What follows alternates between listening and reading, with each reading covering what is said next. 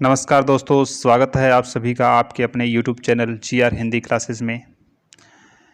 जैसा कि आपको पता है कि हरियाणा के अंदर सबसे बड़ी परीक्षा, बड़ी का मतलब कि जो सबसे ज़्यादा कैंडिडेट पेपर देंगे वो है CET। और इस CET की परीक्षा दो तरीके से होनी है, एक तो ग्रुप डी के लिए और एक ग्रुप सी के लिए। ग्रुप डी और सी के लिए इनमें जो कम से कम 10-10 यानी 8 से आप 10 मान सकते हैं, और 9 ही आ जाए, कई बार 8 ही आ जाए, तो 8 से 10 तक हम मान के चलते हैं। हिंदी के कुछ प्रश्न आते हैं, जो हिंदी के प्रश्न आते हैं वो अपने आप में एक बड़ा अच्छा लेवल होता है। हरियाणा के HSSC जो हिंदी देती है उसका एक अच्छा लेवल होता है। उसी लेवल को ध्यान में रखते हुए हम इस श्रृंखला को, इस टेस्ट श्रृंखला को आगे बढ़ा रहे हैं। आज प्रश्न संख्या 81 है, यानी इससे पहले हम 80 प्रश्नों की चर्चा हम कर चुके हैं। और 80 के साथ साथ आप ये मान के चलिए कि 4 अंक के ऑप्शन है। अगर 4 ऑप्शनों की जगह हम 3 ऑप्शनों की अगर एवरेज लेके चलें तो कम से कम मान के चलिए 200 प्रश्न की हम चर्चा, यानी 200-250 प्रश्न तक की हम चर्चा कर चुके हैं। इसी श्रृंखला को आगे बढ़ाते हुए अब आपके लिए ये जो टेस्ट सीरीज है, ये टेस्ट श्रृंखला है, ये कंटिन्यू हमने लगभग शुरू कर दी है, क्योंकि जो पीछे हम इसकी 8 कक्षाएं लगा चुके हैं और 8 कक्षाओं में आपका जो रिस्पांस है बहुत अच्छा देखने को मिला है। चाहे उस पर कितने ही कैंडिडेट ने देखा हो, लाइक तो बहुत कम करते हैं, लेकिन देखा है, उनका रिस्पांस बढ़िया है। उनके कमेंट के माध्यम से जो देखा जा रहा है उससे पता चलता है।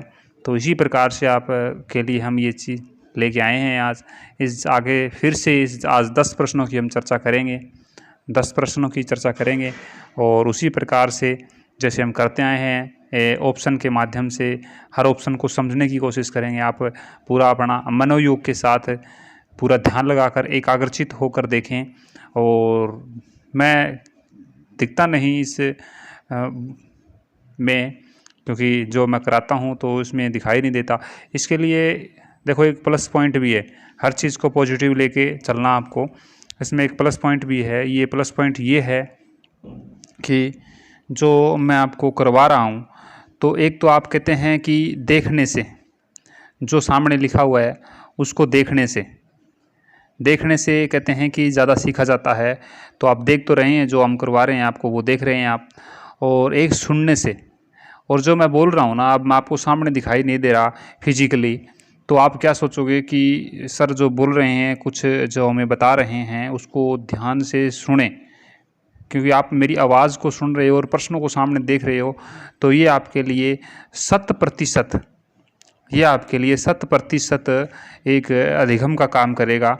ज़्यादा देरी ना करते हुए आज हम इस प्रश्न की जो आज का प्रश्न है 1 नंबर और टेस्ट श्रृंखला का 81 नंबर है, इसकी चर्चा करते हैं।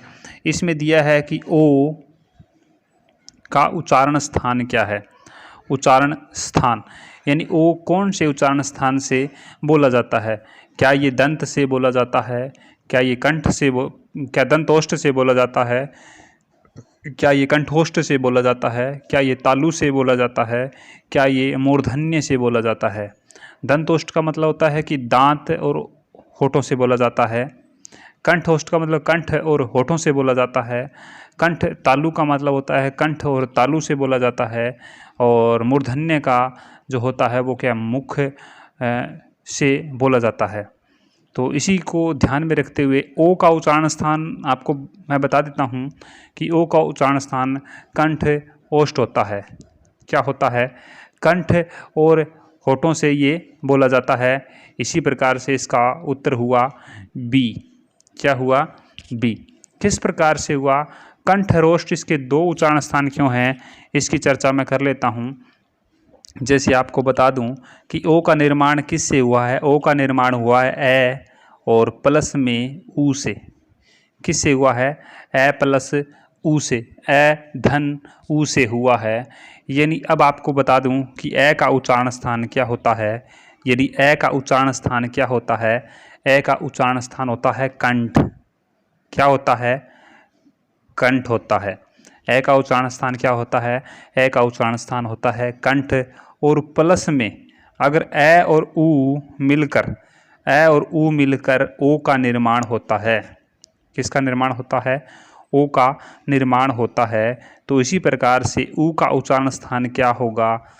अभी आप जो उच्चारण स्थान की कक्षाएं हैं बड़े तरीके से बड़ी व्याख्या के साथ करवा रखी है, उनको आप देख सकते हैं डिटेल से। आज हम इसी एक ऑप्शन की या इसी प्रश्न की चर्चा कर रहे हैं। ज़्यादा तो दंत ओष्ठ कंठ तालु इनकी चर्चा नहीं करेंगे, क्योंकि एक प्रश्न में आपके 10 मिनट निकल जाएंगे फिर तो ऊ का उच्चारण स्थान क्या होता है? ऊ का होता है ओष्ठ कह दीजिए आप या होंठ कह दीजिए आप। तो इसी प्रकार से ये ओष्ठ है, ये कंठ है। अगर इन दोनों को आप मिला दोगे, अगर आप इन दोनों को मिलाओगे तो ये क्या बनेगा? ये बनेगा कंठोष्ठ। ये इसमें एक अपवाद भी है संधि का, क्योंकि इसमें वृद्धि संधि होनी थी, औ की मात्रा आनी थी, लेकिन औ की भी सही है और ओ की भी सही है। ये अपवाद है, ये दोनों शब्द शुद्ध होते हैं। इस बात का आप थोड़ा ध्यान रखें, ये भी आपके लिए एक शब्द शुद्धि का काम कर रहा है। ठीक है, अगर इसी प्रकार से अगले प्रश्न की हम चर्चा करते हुए, उम्मीद करता हूँ आपको समझ में आया होगा। ऐसे ही प्रश्न आपसे पूछे जाएंगे, तो इस चीज़ों का आप थोड़ा सा ध्यान रखें, अपनी तैयारी को थोड़ी मजबूती दें। निम्नलिखित में से दीर्घ संधि युक्त पद कौन सा है? निम्नलिखित में से दीर्घ नीचे लिखे हुए उनमें से दीर्घ संधि कौन सी संधि पूछी हमसे पूछिए दीर्घ संधि युक्त पद कौन सा है? तो दीर्घ संधि अब देख लीजिए आप, क्या दीर्घ संधि महर्षि में है? क्या दीर्घ संधि सूर्योदय में है? क्या देवेंद्र में है? क्या या दैत्यारी में है? इस बात का आप थोड़ा ध्यान रखें। अक्सर बता दिया जाता है कि पहले प्रश्न की चर्चा हम कर लेते हैं। सबसे पहले तो हम जो पहला है ऑप्शन, उसकी चर्चा हम कर लेते हैं। पहले ऑप्शन की चर्चा करते हैं, तो इसमें है महाधन ऋषि। कौन सी संधि हुई इसमें? महाधन ऋषि। ए आ के बाद अगर री आता है तो उसका क्या हो जाता है? उसका अर हो जाता है। क्या हो जाता है? अर हो जाता है। तो ये कौन सी संधि हुई? ये गुण संधि के अंदर चला जाता है। कौन सी संधि में चला जाता है? गुण संधि में चला जाता है। इसी प्रकार से सूर्योदय का देख लीजिए आप। सूर्योदय में क्या है? इसमें दिया हुआ है सूर्य। क्या शब्द दिया हुआ है? सूर्य प्लस में उदय। क्या दिया हुआ है? सूर्य प्लस में उदय। ए आ के बाद अगर ऊ आ जाता है, यानी ए आ के बाद ऊ आ जाता है, तो इसमें संधि कौन सी हो जाती है? इसमें संधि हो जाती है आपकी गुण संधि। कौन सी संधि हो जाती है? गुण संधि हो जाती है, क्योंकि ऊपर ओ की मात्रा लग जाएगी इसमें, यानी ए आ के बाद ऊ आ गया, तो इसमें कौन सी संधि हो जाएगी? गुण संधि हो जाएगी, और इसी में भी गुण संधि हो जाएगी। इस बात का भी थोड़ा आप ध्यान रखें। और इसी प्रकार से देवेंद्र शब्द दिया हुआ में, देवेंद्र में कौन सी संधि हो सकती है? इसका संधि विच्छेद करके देखते हैं। देव प्लस में इंद्र। क्या शब्द? देव शब्द में इंद्र।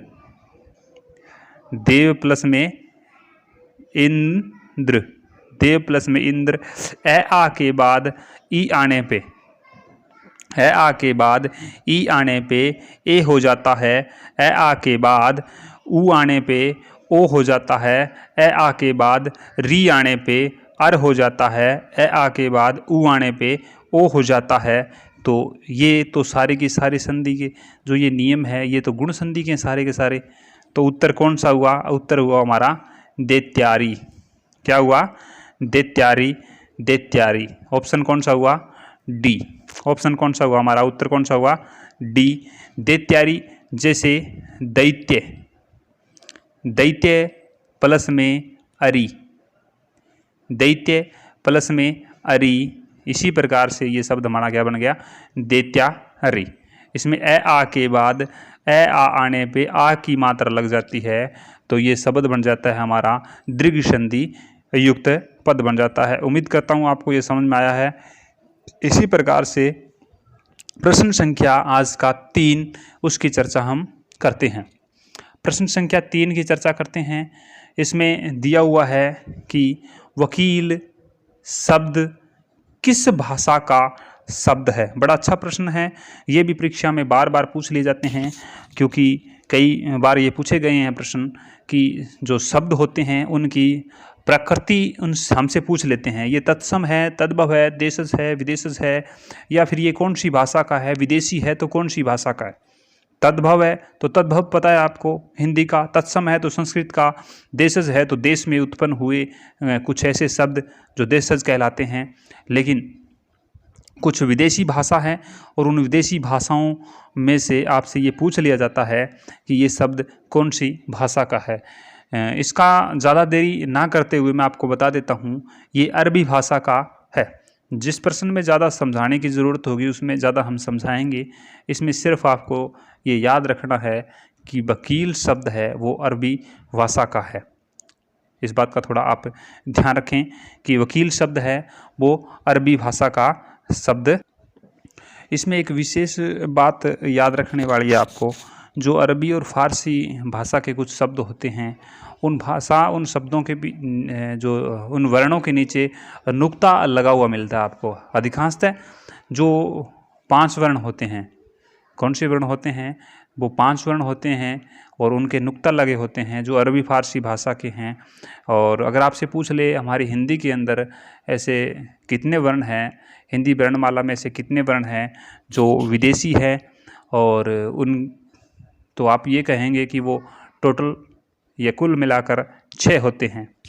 6 कौन कौन से होते हैं मैं भी आपको बता देता हूँ। जैसे कै शब्द है, यानी कै वर्ण है तो कै वर्ण के नीचे नुक्ता लगा हुआ आपको मिलेगा। ये अरबी फारसी भाषा का शब्द है। और एक खै वर्ण है और खै वर्ण के नीचे आपको नुक्ता लगा हुआ मिलेगा। ये भी एक नुक्ता युक्त वर्ण है।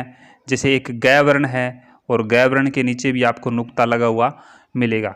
इसके बाद एक जय वर्ण है, जय वर्ण के नीचे भी आपको नुक्ता लगा हुआ मिलेगा। और एक फै है, इसके नीचे भी आपको नुक्ता लगा हुआ मिलेगा। इनको बोला जाता है कै, खै, गै, जय, फै। और एक अंग्रेजी भाषा का शब्द है, बड़ा ही प्रचलित है, ऑफिस, कॉलेज, इस प्रकार के शब्द इनसे बनते हैं। तो अरबी फारसी भाषा, ये जो वकील शब्द है वो अरबी भाषा का शब्द है। इसी प्रकार से कुछ अरबी भाषा के शब्द और हम देख लेते हैं, जिसमें अरबी भाषा के कुछ महत्वपूर्ण शब्द है जो हम अपने दिनचर्या में, अपने जो प्रतिदिन हम कार्य करते हैं उसमें हम जो बोलते हैं। जैसे केमिस्ट्री एक अरबी भाषा का शब्द है। जैसे खलीफा, यहाँ इसके नीचे आपको नुक्ता लगाना पड़ेगा और यहाँ भी नुक्ता लगाना पड़ेगा, ये टाइपिंग मिस्टेक है। तो खलीफा। जैसे गायब शब्द में यहाँ गै के नीचे आपको नुक्ता लगाना पड़ेगा। ये गायब शब्द भी अरबी भाषा का शब्द है। जैसे शराब, बहुत बार बोलते हैं शराब, ये अरबी भाषा का शब्द है। गायब अरबी भाषा का शब्द है। हरम, ये भी अरबी भाषा का शब्द है। मौत, ये भी अरबी भाषा का शब्द है। जैसे हादसा है, ये भी अरबी भाषा का शब्द है। ये सारे अरबी भाषा के शब्द हैं। और अरबी भाषा के ऐसे जो 5 वर्ण हैं जो मैंने अभी बताए आपको, जो हिंदी वर्णमाला में हम उनका बहुत प्रयोग करते हैं, और इस नुक्ता लगाने की जगह हम क्या है इसको भूल जाते हैं। ये जो बिंदी होती है, इन बिंदी का कुछ मतलब होता है, थोड़ा सा मैं आपको बता देता हूँ। जैसे एक बिंदी शब्द के ऊपर लगती है, एक बिंदी जो वर्ण है उसके साइड में लगती है, यानी उसके वर्ण के, ये मान के चले आपकी जो वर्ण का सरफेस है उसके लेफ्ट तरफ लगती है या आपके राइट हैंड की तरफ लगती है। और एक जो बिंदी होती है वो वर्ण के बिल्कुल नीचे लगती है, और एक जो वर्ण के थोड़ा सा आगे की तरफ लगती है। इन्हीं बिंदियों की हम चर्चा कर सकते हैं। जैसे मैं आपको इनका नाम बता देता हूँ। जैसे इसका अगर नाम लेंगे हम, तो ये जो बिंदी है इसको हम अनुस्वार बोलते हैं। क्या बोलते हैं इसको हम? इसको अनुस्वार बोलते हैं। अगर इसकी बात करूं मैं तो इसको हम पंचम वर्ण बोलते हैं। पंचम वर्ण की बिंदी है ये, पंचम वर्ण की बिंदी है, इसको पंचम वर्ण की बिंदी बोल सकते हैं। और ये जो बिंदी है इसकी हमने इससे पहले वाली कक्षा के अंदर अच्छी प्रकार से इसकी चर्चा की थी। इसको हम इसको बोलते हैं ताड़न जात, इसको ताड़न जात बोलते हैं। और इसी की हम अभी चर्चा करके आए हैं। ये क्या है? ये है नुक्ता। क्या है? ये नुक्ता है। तो ये विदेशी भाषा में प्रयोग में आता है नुक्ता, बाकी ये सब हिंदी के हैं। तो आशा करता हूँ कि आपको कक्षा पसंद आ रही है, और अगर पसंद आ रही है तो अपने दोस्तों में शेयर ज़रूर करें। इन बिंदियों की चर्चा भी मैं इससे पहले जो हमारी प्लेलिस्ट के अंदर पूरी थ्योरी की क्लास पड़ी हुई है उसमें हम कर चुका हूँ। तो आपको अगर डिटेल से पढ़ना है तो वहाँ जाके ज़रूर देखें। प्लेलिस्ट में जाके हिंदी की प्लेलिस्ट अलग से बनी हुई है व्याकरण, उस प्लेलिस्ट में जाकर विजिट ज़रूर करें तो आपको अच्छा लगेगा। अच्छी ट्रिकली और समझाया हुआ है। सुंदर शब्द, क्या शब्द दिया हुआ है? सुंदर। सुंदर शब्द का भाववाचक संज्ञा होगा, यानी सुंदर शब्द दिया हुआ है, इसका भाववाचक क्या पूछा है हमसे? भाववाचक से सुंदर शब्द का भाववाचक बनाइए, सीधी सी बात है, सुंदरी।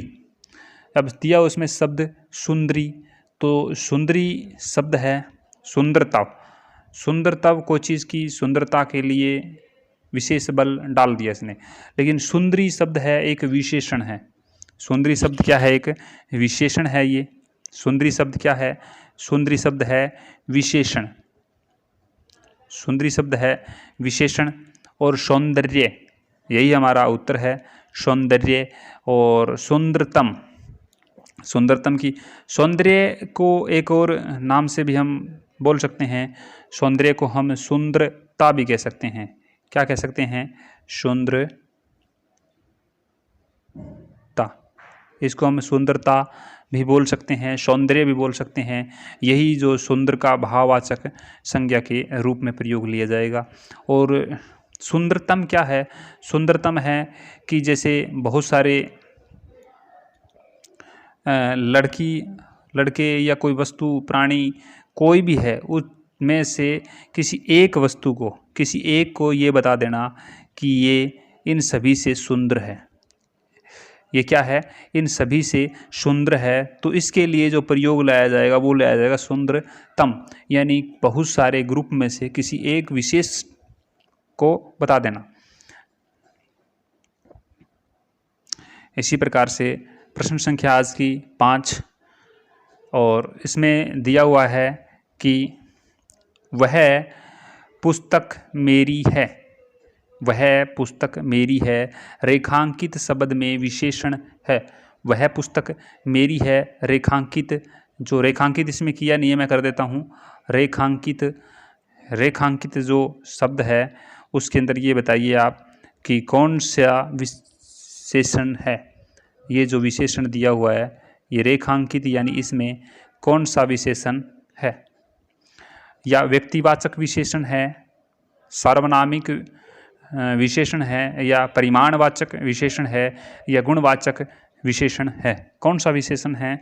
तो आप इससे अंदाज़ा लगा सकते हैं कि व्यक्तिवाचक तो विशेषण हो नहीं सकता, क्योंकि कुछ यह पुस्तक निर्जीव है, और निर्जीव वस्तु के साथ कोई सार्वनाम का प्रयोग किया जाता है तो वो क्या होता है?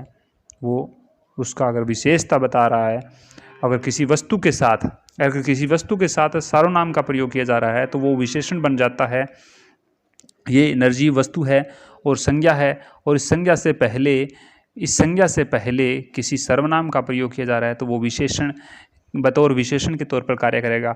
तो ये व्यक्ति तो नहीं हो सकता, और ना हो सकता ये परिमाण, ना कुछ परिमाण बता रहा है, किलो, 2 किलो, 10 किलो, 5 किलो, 10 पुस्तकें, 15 पुस्तकें। और परिमाण होता, अगर ऐसा होता तो ऐसा होता, अच्छी पुस्तक है, सुंदर पुस्तक है, ये बहुत पढ़ने के लायक पुस्तक है, तो ये गुण बता रहा होता। ये गुण की भी बात नहीं है, तो कौन सा रह गया? सार्वनामिक विशेषण। अभी मैंने आपको थोड़ी देर पहले ये बताया कि जो संज्ञा से पहले जो सर्वनाम का प्रयोग किया जाता है वो सार्वनामिक विशेषण कहलाता है। क्या कहलाता है? वो सार्वनामिक विशेषण कहलाता है। इस सार्वनामिक विशेषण को संकेतवाचक भी हम कह सकते हैं। ये इससे पहले वाली वीडियो में संकेतवाचक और सार्वनामिक विशेषण की हमने चर्चा की थी। ये कौन सा है? ये है संकेतवाचक। संकेतवाचक भी इसको हम बोल सकते हैं। तो ये पुस्तक मेरी है, यानी कोई संज्ञा और संज्ञा से पूर्व सर्वनाम, अगर संज्ञा और संज्ञा से पूर्व सर्वनाम का विशेषण, सर्वनाम का अगर प्रयोग किया जाता है संज्ञा से तुरंत पूर्व, तुरंत पहले अगर सर्वनाम का प्रयोग किया जाता है तो वो सार्वनामिक विशेषण कहलाता है। इस बात का थोड़ा सा आप ध्यान रखें।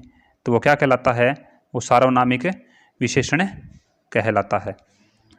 तो एक एग्जाम्पल और ले लेते हैं आप, उसी प्रकार से आप इसे समझ जाओगे। यह क्या है? यहाँ भी तो यही था ना, यह भी था यहाँ, ये भी सर्वनाम यहाँ था और इसमें भी यही है। यह मेरी पुस्तक है। अब देखिए, पुस्तक मैंने क्या कहा था अभी, संज्ञा से तुरंत पहले अगर सर्वनाम लगा हुआ है तो वो क्या कहलाएगा? वो सार्वनामिक विशेषण कहलाएगा। लेकिन यहाँ संज्ञा से पूर्व नहीं है, यहाँ सर्वनाम से पूर्व सर्वनाम है। क्या दिया हुआ है? यहाँ सर्वनाम से पूर्व सर्वनाम है। तो ये तो हो जाता है हमारा, क्या हो जाता है? सर्वनाम। ये तो हो जाता है सर्वनाम। और ये जो पुस्तक है, ये पुस्तक हमारा क्या कहलाएगा? पुस्तक कहलाएगा हमारा सांकेतिक संज्ञा। यह मेरी पुस्तक है, यानी किसी पुस्तक की ओर इशारा कर रहा है। कोई व्यक्ति किसी पुस्तक की ओर इशारा कर रहा है, बोले यह पुस्तक मेरी है। क्या है ये? ये पुस्तक मेरी है, यानी इशारा कर रहा है, संकेत कर रहा है। और उसमें क्या था? उसमें ये था कि यह पुस्तक मेरी है। उसने हाथ में उस पुस्तक को ले रखा है और बोल रहा है ये पुस्तक मेरी है, और यहाँ मेरी पुस्तक है। तो यानी इस दोनों में अंतर हुआ। इससे पहले सर्वनाम है और इसके बाद में पुस्तक संज्ञा बाद में दिया हुआ है। तो इस चीज़ का थोड़ा सा ध्यान रखें। यानी तुरंत सर्वनाम दिया और सर्वनाम के बाद संज्ञा दी हो। अभी मैंने जो बताया कि सर्वनाम दिया हो और सर्वनाम के तुरंत बाद संज्ञा का प्रयोग किया हो, तो वो सर्वनाम ना रहकर क्या बन जाता है? विशेषण बन जाता है। और कौन सा विशेषण बन जाता है? सार्वनामिक विशेषण बन जाता है। इसी प्रकार से प्रश्न संख्या 6 की हम चर्चा करते हैं। 6 में क्या लिखा हुआ है? 6 में लिखा हुआ है रानी घर जा रही है। बड़ा सरल सा प्रश्न है, साधारण वाक्य है, हर कोई बता देगा। अगर थोड़ा सा हिंदी व्याकरण की है, अगर थोड़ा सा आपने कहीं पढ़ा है, थोड़ी सी अगर किताब उठा के देखिए तो आप तुरंत बता दोगे ये कौन सा है। रानी घर जा रही है वाक्य है। कौन सा वाक्य है? सरल वाक्य है, मिश्र वाक्य नहीं है, संयुक्त वाक्य नहीं है और प्रश्नवाचक वाक्य भी नहीं है। तो इसमें ये सरल वाक्य है। सरल वाक्य है और सरल वाक्य पहचानना आसान होता है। सरल वाक्य 2 प्रकार से पहचान सकते हैं हम। सरल वाक्य में क्या होता है? एक तो होता है उद्देश्य। क्या होता है? एक होता है उद्देश्य और एक होता है विधेय।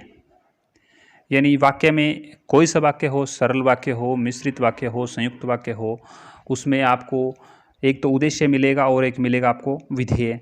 इसमें रानी घर जा रही है, रानी जा रही है, ये इसमें विधेय है। अगर इसकी बात करूं तो यहाँ मैं वी लिख देता हूँ। ये विधेय है और ये क्या है? ये उद्देश्य है। ये क्या है? ये उद्देश्य है और ये विधेय है। और कहाँ जा रही है? बोलो घर जा रही है, तो ये विधेय विस्तारक कहलाएगा। यानी अगर जो कर्ता होता है, जो कर्ता है या कर्ता विस्तारक है, वो उद्देश्य कहलाता है। मैं लिख देता हूँ यहाँ पे, जो कर्ता है, जो कर्ता और जो कर्ता के साथ जुड़ेगा वो उद्देश्य कहलाता है। जो क्रिया है और क्रिया के साथ जो जुड़ेगा वो विधेय कहलाता है। इस बात का आप ध्यान रखें। ये वाक्य के 2 अंग होते हैं। देखिए इसी प्रकार से ये प्रश्न दिया हुआ भी है। देखो आप, वाक्य कितने प्रकार के होते हैं? वाक्य के अंग पूछ ले आपसे। वाक्य के अंग कितने होते हैं? तो वाक्य के अंग, जैसे मान लो प्रश्न आ गया, वाक्य के अंग, अगर वाक्य के अंग पूछे आपसे तो वाक्य के अंग होते हैं 2, इस बात का आप ध्यान रखें, उद्देश्य और विधेय। अगर आपसे पूछ ले वाक्य कितने प्रकार का होता है, वाक्य 3 प्रकार का होता है। वाक्य के अंग 2 होते हैं और वाक्य के प्रकार 3 होते हैं। एक तो होता है प्रयोग व संरचना के आधार पर, अभी जो हम पढ़ रहे हैं वो प्रयोग व संरचना के आधार पर है, जो 3 प्रकार के होते हैं।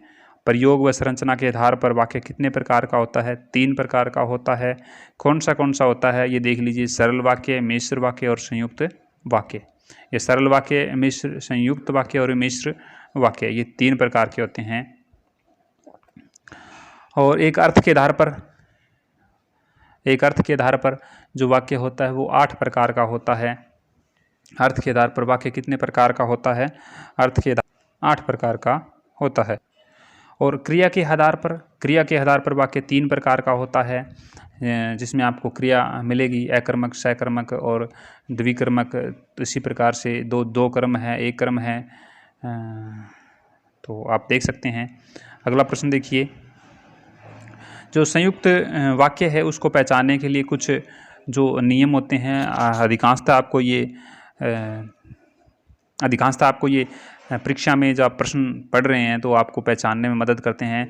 संयुक्त वाक्य में आपको जो वाक्य दिए हुए उन वाक्य के बीच में आपको कहीं न कहीं ये लगाव मिलेगा, लेकिन, किंतु, परंतु, और, या, अथवा, तथा, एवं, व, बल्कि आदि ऐसे शब्द मिले आपको तो वो आप सरल वाक्य कर सकते हैं। और मिश्र वाक्य की पहचान की, जो, जैसे, जिन्हें, जितना, जिसका, जैसे, जैसे जैसे, ज्यों, ज्यों ज्यों, क्योंकि, अगर ऐसा लिखा हुआ मिले आपको तो वो मिश्र वाक्य की पहचान होते हैं। तो उम्मीद करता हूँ आपको कक्षा पसंद आ रही है। तो कक्षा को देखने के बाद लाइक भी ज़रूर किया करें, ये आपसे रिक्वेस्ट है ही। काल का शाब्दिक अर्थ क्या है? क्या दिया है? काल का शाब्दिक अर्थ क्या होता है? काल का शाब्दिक अर्थ समय भी होता है और मौत भी होता है, तो इसका उत्तर हमारा होगा दोनों। क्या होगा? दोनों। वह हिसार से दिल्ली जा रहा है।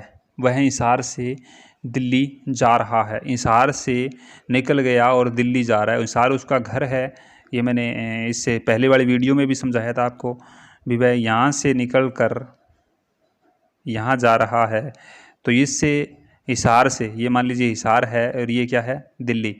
हिसार से निकल कर वह दिल्ली जा रहा है, तो यहाँ से अलग हो रहा है। तो अलग होने के अर्थ में क्या आता है? जैसे आपको बताया था, कर्ता ने कर्म को करण से, यानी से तो के द्वारा होता है, तो इसमें करण है ही नहीं। कर्ता ने नहीं है, इसमें कर्म भी नहीं है, करण भी नहीं है, और संपादान नहीं हो सकता। अपादान क्या होता है? संबंध, तो किसी की संबंध की बात बताए, और संबोधन की बात भी नहीं हो रही यहाँ पे। ये अपादान क्यों नहीं? अपादान से होता है और इसमें कारक कौन सा? करण नहीं दिया होता, तो आपको करण दिया ही नहीं है और से चिन्ह का प्रयोग किया है, तो आपको बिल्कुल तुरंत बिना हिचकिचाहट के टिक कर देना चाहिए, क्योंकि अपादान से अलग होना, ये अपादान की बात कर रहा है। इसी प्रकार से अगले प्रश्न की हम चर्चा करते हैं। इनमें से अव्ययीभाव, इनमें से जो नीचे लिखे हुए, इनमें से अव्ययीभाव समास कौन सा है? अव्ययीभाव समास कौन सा है? नवरत्न। नवरत्न अव्ययीभाव समास है क्या? नवरत्न अव्ययीभाव समास है। नवरत्न अगर का हम इससे विग्रह करेंगे तो इसमें क्या होगा? नौ यानी 9 रत्नों का समूह है। 9 रत्नों का समूह है। क्या लिखेगा इसमें? 9 रत्नों का समूह है। कौन सा समास होगा? द्विगु। कौन सा होगा? द्विगु समास होगा इसमें। नवरात्र, 9 रात्रियों का समूह है, इसमें भी द्विगु समास होगा। जन्म जात, इसमें तत्पुरुष समास होगा। कौन सा समास होगा? तत्पुरुष समास होगा। प्रतिदिन, प्रतिदिन, प्रत्येक दिन, क्या होगा? प्रत्येक दिन, प्रत्येक दिन, ये अव्ययभाव समास का एग्जाम्पल है, उदाहरण है। यानी आपको प्रत्येक मिले, हर मिले, या अव्यय शब्द जो बार बार, दो अव्यय शब्द जो एक साथ रिपीट हुए हैं उनका अगर आपसे समास पूछ ले, या जिस शब्द के आगे अव्यय लगा हो, जिस शब्द के आगे उपसर्ग लगा हो अधिकांशतः, तो और जो जिस शब्द में उपसर्ग लगा हो और उसका बहुवचन बनाना ना बने, उससे अविभाव समास का प्रयोग होगा, उसमें अविभाव समास आप कह सकते हैं। आज का अंतिम प्रश्न, इसमें दिया हुआ है निम्नलिखित में से निर्देशक चिन्ह है। कौन सा चिन्ह बताना है आपको? निर्देशक चिन्ह है। इस चिन्ह पर भी हम एक कक्षा लेके आएंगे। तो इसमें आपको बताना है कि इसमें निर्देशक दिया है, तो निर्देशक कौन सा हो सकता है? मैं पहले आपको बता देता हूँ। निर्देशक चिन्ह का ये है भी किसी वस्तु को निर्देश देना, जैसे बोलते हैं ना, जैसे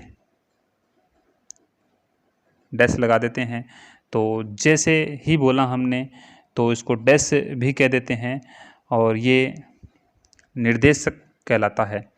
क्या कहलाता है? ये निर्देशक कहलाता है। और अगर इसकी हम चर्चा करें तो ये एक बिंदी सी लगी हुई होती है, और उसके साथ इसी अर्ध विराम के लिए थोड़ा सा किसी वाक्य में रुकना, इसलिए इसका प्रयोग अर्ध विराम के रूप में। ये जो बराबर का चिन्ह लगा हुआ है इसको हम बोलते हैं तुल्यता। क्या बोलते हैं? तुल्यता का प्रयोग, तुल्यता शब्द कहेंगे, तुल्यता सूचक कह सकते हैं हम इसको। क्या कहेंगे? तुल्यता सूचक। और ये जो है इसको अंग्रेजी में डॉट बोल देते हैं। क्या बोल देते हैं? डॉट बोलते हैं। संक्षेप, डॉट जो आप बार बार बोलते हैं ना, डॉट डॉट डॉट, उसको आप संक्षेप चिन्ह भी कह सकते हैं। और ये आपका जो बराबर का निशान हो उसे तुल्यता सूचक कहते हैं। और ये जैसे पूछ रखा है इसने, ऑप्शन ए की चर्चा कर रहे हैं हम, निर्देशक चिन्ह। और जो ये दे रखा है इसको हम अर्ध विराम कहते हैं। इसको हम क्या कहते हैं? इसको अर्ध विराम कहते हैं। तो उम्मीद करता हूँ कि आपको ये कक्षा बहुत अच्छी लगी होगी, पसंद भी आई होगी। तो आज हमने 10 प्रश्नों की चर्चा की, और इन 10 प्रश्नों के माध्यम से आप ये मानकर चलें कि कम से कम आपके 8 से 10 प्रश्न तो कवर होंगे ही होंगे। और यहाँ तक ये मान के चलिए, मेरा मानना है कि इससे आपके 30 से 40 प्रश्नों तक का फ़ायदा हो सकता है, क्योंकि इसमें हमने ऑप्शनों की जो इसके अंदर विकल्प दिए हुए थे उनकी चर्चा की है।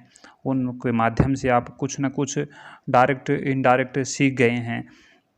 अब आपके लिए पेपर, हम पहली बात तो ये है कि जो प्रश्न बना रहे हैं, जो प्रश्न हम लेके आ रहे हैं वो मुश्किल प्रश्न लेके आ रहे हैं। मुश्किल का मतलब ये है कि अच्छे लेवल के प्रश्न लेके आ रहे हैं। जो सरल प्रश्न हर किताब में हर कहीं मिल ही जाते हैं वो नहीं, जो सरल अच्छे प्रश्न हैं वो लेकर आ रहे हैं। और इन अच्छे प्रश्नों से आप तैयारी कर रहे हैं तो आपके नंबर डेफिनेटली अच्छे आएंगे। तो ऐसा हम चाहते हैं और ऐसा ही सोचकर हम कार्य कर रहे हैं। तो अगर आपने पूरा वीडियो देखा उसके लिए बहुत अच्छा लगा हमें, और आप वीडियो को अपने दोस्तों में शेयर ज़रूर करें। ज़्यादा से ज़्यादा इस चैनल को ग्रोथ करवाने में हमारी मदद करें, तभी आपके लिए हर दिन में जब भी टाइम मिले 1-1, 2-2 क्लासें लाने तक की हम कोशिश करेंगे। और सब्जेक्ट के जो एक्सपर्ट है उनसे भी करवाने की कोशिश करेंगे। तो इस बात का ध्यान रखते हुए अपने दोस्तों में इस वीडियो को शेयर करें, और आप वीडियो को लाइक भी ज़रूर करें। और नए आए हैं चैनल पे तो चैनल को सब्सक्राइब ज़रूर करें। और मिलते हैं नेक्स्ट वीडियो में। इसी प्रकार से आप पढ़ते रहें, अपना ध्यान रखें, अपने स्वास्थ्य का विशेष तौर पे ध्यान रखें। धन्यवाद। जय